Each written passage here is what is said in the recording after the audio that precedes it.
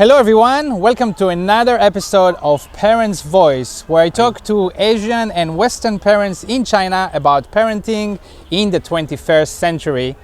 On this Saturday morning, I'm here with KS. Hi. KS is from Malaysia. He's been living in China with his wife and two children since 2009. Hi KS. Hi. Thank you for making the time. Welcome. All right, let's take a walk. Sure. So you are from Malaysia and you came to Yes. China in 2009. Yes. Why did you move to China? Well, my reason was simple. I was being seconded by my company to China to take care of the plant in Xiamen. Okay. So I was the financial controller, or they call it site control, which I managed the financial and also some operation issues of the plant itself. Okay, and your two children were quite small at that time. Yeah, they were 7 and 3. 7 and 3. Yeah, back then, yeah. And how was it to decide to move here? Was it difficult? Was the wife okay with that? Well, the wife will not be okay if I come alone, as usual. Yes. But I think to me it's not a easy decision.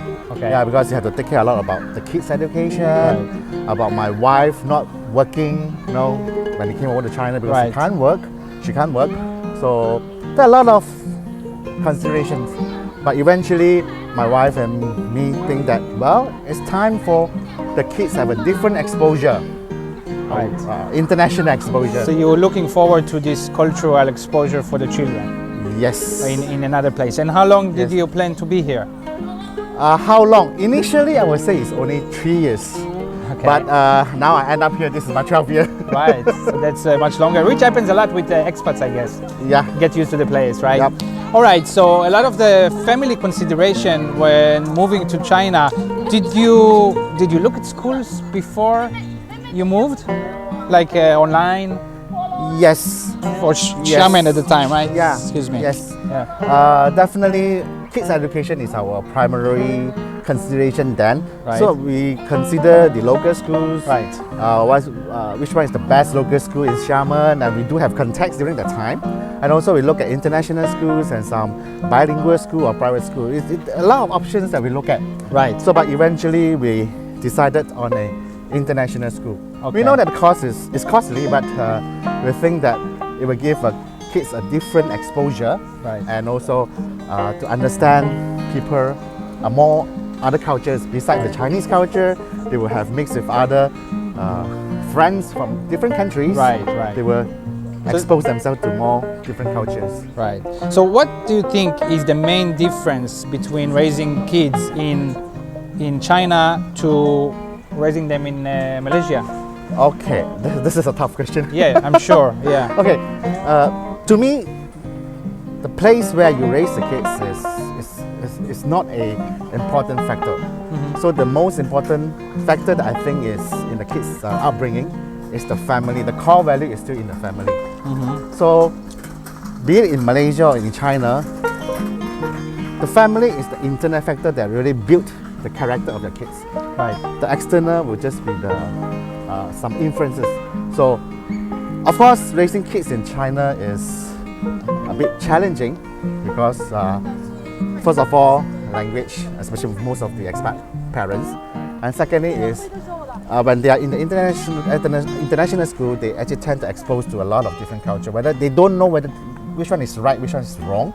I mean, of course, culture there is no right or wrong. It's just that whether it's suitable for them or not. So the parents will actually guide them to look at, it's okay for an American to do something, but it may not be appropriate for the Chinese or for a Malaysian to do such a thing. Right. So you have to explain to them more and let them So the see family more. is what's the most important thing Yes. anyway. So you're making sure you make time to do that at home.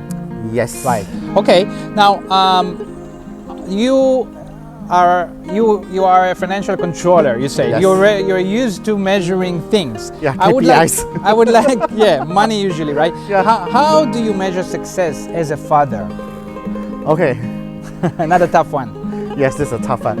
I say to be a father, most of the time I think we are the breadwinner. So I would say we spend little time with the kids and also with the family at times. Right. So, but to me, I make it a point that every Friday night dinner, we have to be together. We discuss things out with the kids. We ask them what happened in their schools, Right. with their friends, their teachers, and so forth.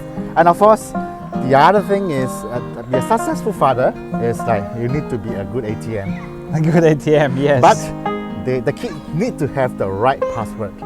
right, I see. So that means you don't just give for the sake of giving, Right. or you want to compensate for the time that you don't spend with them and Right. you give them what they want. But So that they relates need to work for what they want.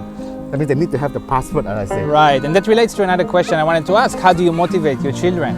Is that there is relation to that, like incentives? Okay, so you bring out the word of incentive. So I won't say it's really incentive, as an incentive is more of a motivation, right? I tend to teach my kids, right? Nothing is free, no free lunch in this world. So even they want to buy a computer, they have to justify, they have to do a PPT presentation why they need a Apple instead of a HP, right? So for them to know that everything you need to work for it. Right. It's a carrot and stick thing. Right, right. So motivation and also incentive based and KPIs. So in I mean, those they terms. hate to have an accountant or a financial controller as a father. Right. Also, you and your wife from Malaysia, right? It's kind of a unique country. Yep. We spoke earlier, right, about the many languages you guys actually speak. Yeah. But what's your kids' main language living here? Living here, I say in the family, we speak Mandarin and English. Okay. So when outside, I think with the friends, mainly English and Mandarin as well. So, but I think one thing the children don't expose to is our own, I would say, mother tongue, right? Like, Right. I'm a Cantonese. My wife is Hokkien. Right. So, but both my kids can't really converse well in Right. Cantonese and They just know some, but not Yes. like super not very fluent. Right. Yeah. So, but my kids now is learning Cantonese via the Stephen Chow's movie. But how important is it for you? For me, you mean For knowing them the mother tongue? yeah, for them knowing your tongues. Of course, to me, if you know an extra language, right? An extra language is definitely is good for anyone, for the kids. Right. So that especially they are in Dongguan or in Guangdong where Cantonese is widely spoken. Right. So they can actually communicate well with the local community. And I still remember my son did a community service in one of the old folks' home back in Taojiao, if I'm not mistaken. In here. Yeah. So that's he realized how important it is when you stay in the certain area that you need to know the language, the common language that people speak at that area. Right. Then they are able to easier Right. to communicate. And what do you expect from your children for the future, and how do you manage this expectation? Well, I will say as a parents, of course, I want him to be an engineer, a doctor. Right. No, those. You mean that's a common? Yeah, I mean like Parents. Asian parents. Asian parents. Asian parents. But after a while, we believe that to be a good parents, or as you say, the successful parents, we need to listen more to them, listen more to their voice, Right. what they really want. Just like my kids, initially, he wanted to be a pilot. Okay. We know that he can't, you Okay. know, because.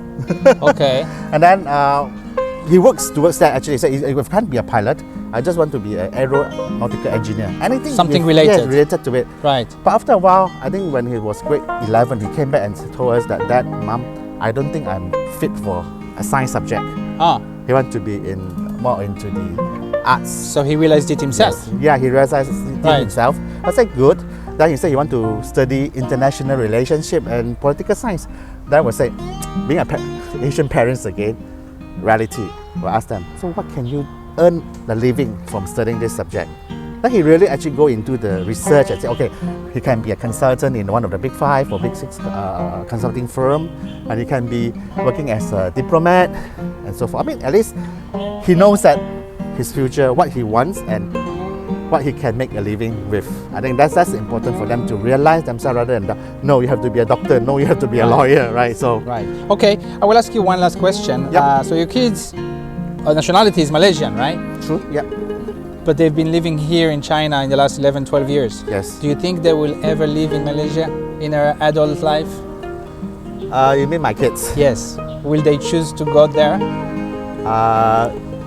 If you have to guess. If at this point of time, I would think that both of my kids, the chances of going back to Malaysia or staying in Malaysia is near to zero Okay. at this point of time. Right. Because first of all, they love China, Right. and both my kids love going around places. Right. So they went back to Malaysia a few times now during the holidays. Right. Because they have not been living in China have not been living in Malaysia for so long. Right. They don't have friends. Right. little So friends. they're a bit or this or that. disconnected from Yes, that, right. They've been disconnected. So you from would be them. surprised if they do choose to. Yeah, but to me, as a parent, wherever they want to go, It's we okay, always support, as long as they're because- happy. Yeah, true. All right. I mean that's the what the parents want the kids to be happy. That's our ultimate goal, Yes. I think. So I think kids, they have to decide their own. Right. What we can do, what the parents can be the consultant to them to tell them what are good and bad, but it's for them to make the decision. All right. Thank you, KS, Yep. for talking to me today. And if you like this content, please give us a thumb up on the video and follow and subscribe to our channel. This was Parents' Voice.